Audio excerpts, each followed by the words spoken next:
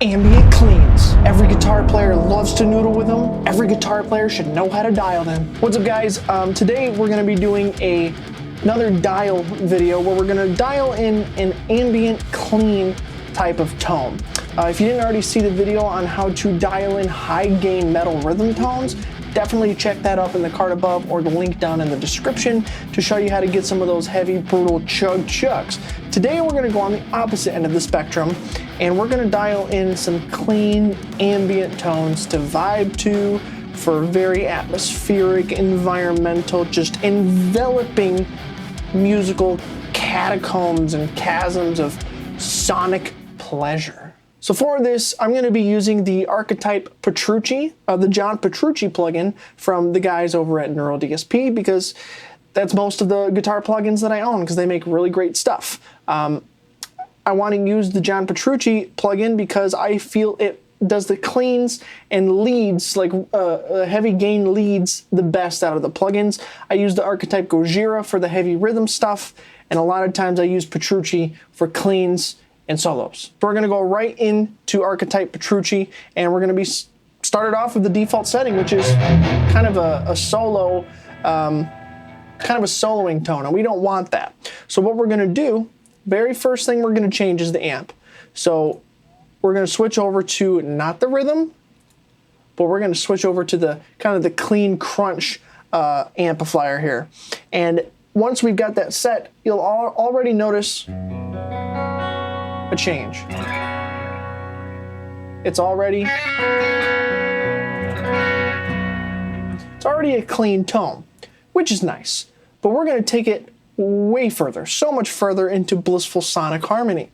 So what we want to do is we're going to go over to the pedal section on the far left of the plugin, and we're going to turn on the compressor.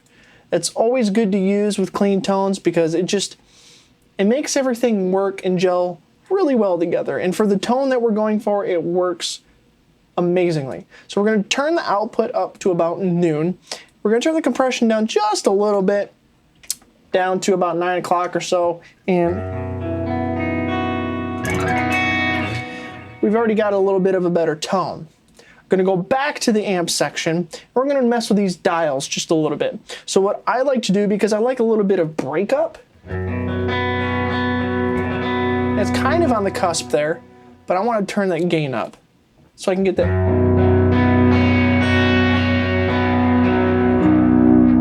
Starting to really get those tones to break up, and I love that kind of tone, especially for an ambient thing.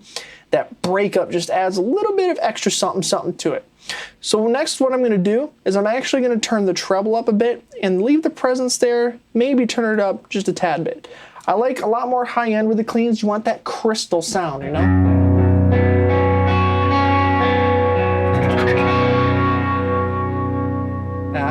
Yeah, we're getting there. And we'll leave it right there for the time being. We're going to move on over to the clean section of the cabinet section here. And honestly, the microphones that are here by default are really nice. And we're not going to do too much to these. It's set up with a condenser FET and a ribbon mic. Really good for clean stuff. What I'm going to do is I'm going to move the condenser just a little bit to mess with the tone.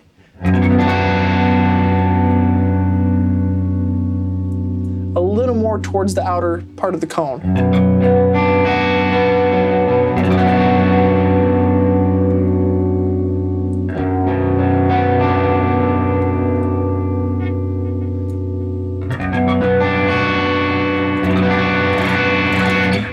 I like that. That to me sounds a lot nicer, and it'll fit better in a mix. And that's all we're going to do for the cabinet section. Easy peasy.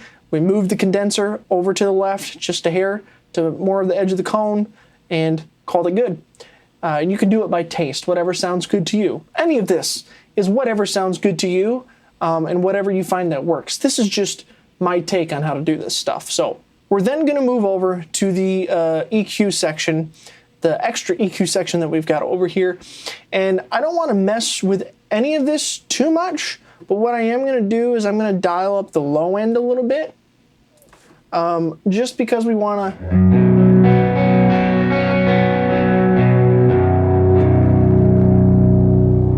want it to be kind of rounded. We don't want it to be too pointy. We don't want it to be too shrill. We want it to be enveloping. You want to sink into this sound. And I think having your low end present and the high end present really kind of fills that up. If you have too much mid, like we did with the heavy rhythm tones for one of them on the other video, I don't think that works as well with cleans. Unless you're going for a specific sound like polyphia or something, then mids are definitely going to help you out. But if you're trying to get a sonic soundscape created with your cleans, having a low end presence with also a high end presence, it just works. So that's all I'm going to do on the EQ section here. Not going to mess with the whammy or anything like that, or the wah. We're then going to get to the fun stuff, which you can probably already hear is turned on a little bit by default. We're going to do some delay and reverb. So the delay, I like to have it synced to whatever you're playing, so it's going to depend on the BPM of the song you're working on. I like to keep it in stereo, especially if I'm doing standalone, because it really kind of keeps things sounding nice. And if you're using headphones, it sounds really cool when you're playing to yourself. Now this is set to kind of a ping pong effect. So we've got the time type set to milliseconds as opposed to note. So what this does, if we switch it to note, you can still switch between left and right, and you'll see that this is a quarter note on the left and a half note triplet on the right. So that kind of works out to what these are in milliseconds for this BPM. It's nice to have a different delay time from left to right because it creates a bigger space. It sounds really cool, and it makes like a ping pong effect. Now there is no like real ping pong button on this delay rack mount here in this plugin, but that's the way that you can create that effect. It gives a different time for the echo on the right from the left, and it just makes things sound a lot more full.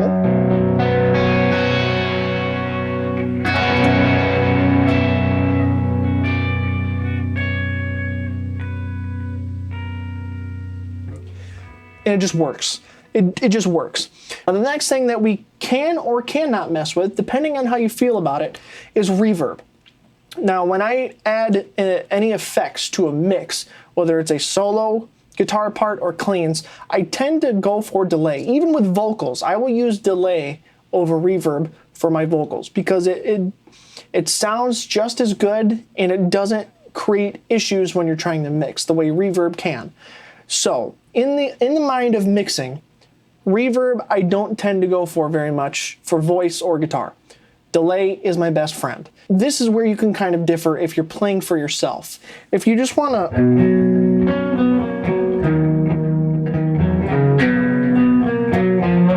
play for yourself and you're just jamming, definitely turn the reverb on, because you go from here, turn on that reverb, and now you're suddenly in a room. And turn the shimmer on. And you hear that in the background.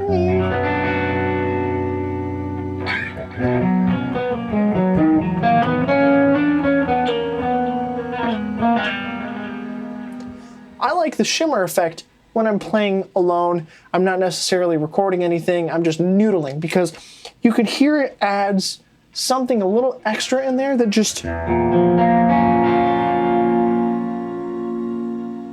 almost sounds like strings in a way. And I find it very nice.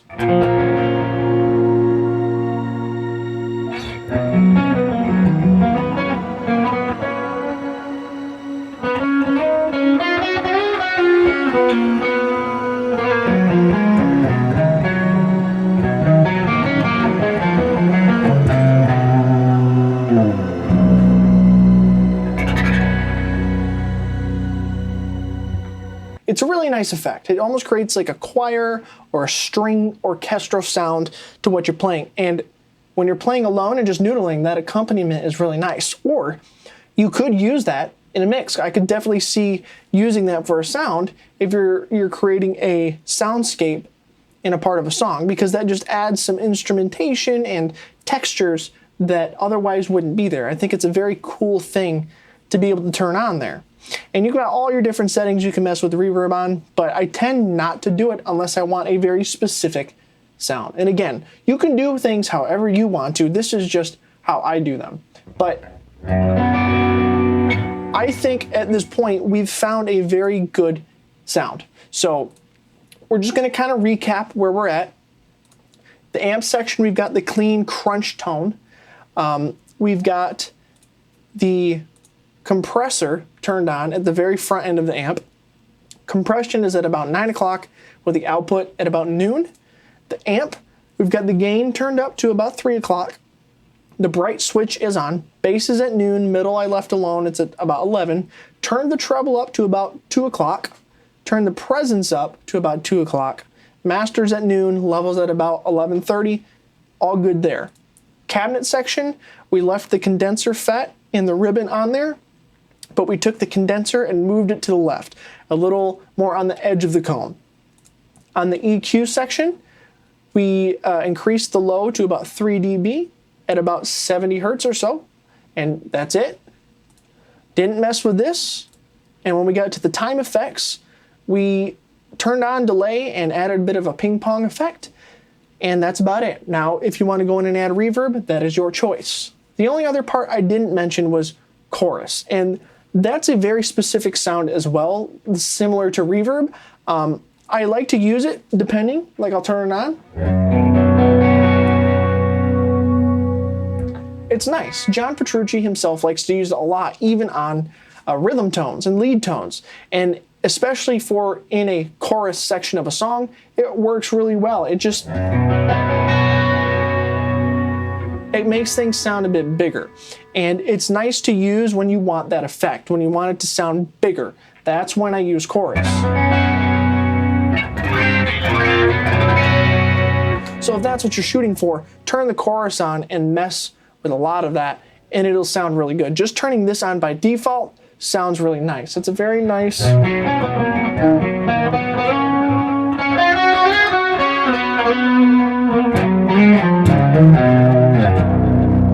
It's a nice effect. It works really well. It makes things stick out. It makes things sound bigger, and it's there if you need it. All right, I think that's pretty much it for my version of clean ambient tones. If you have any questions, leave them down in the comments. If there are other tones you would like to see me show you how to kind of dial in, definitely let me know in the comments and I can do some more videos like this. You guys seem to really like the heavy tones one, so if you haven't seen that one yet, check it out. Otherwise, subscribe.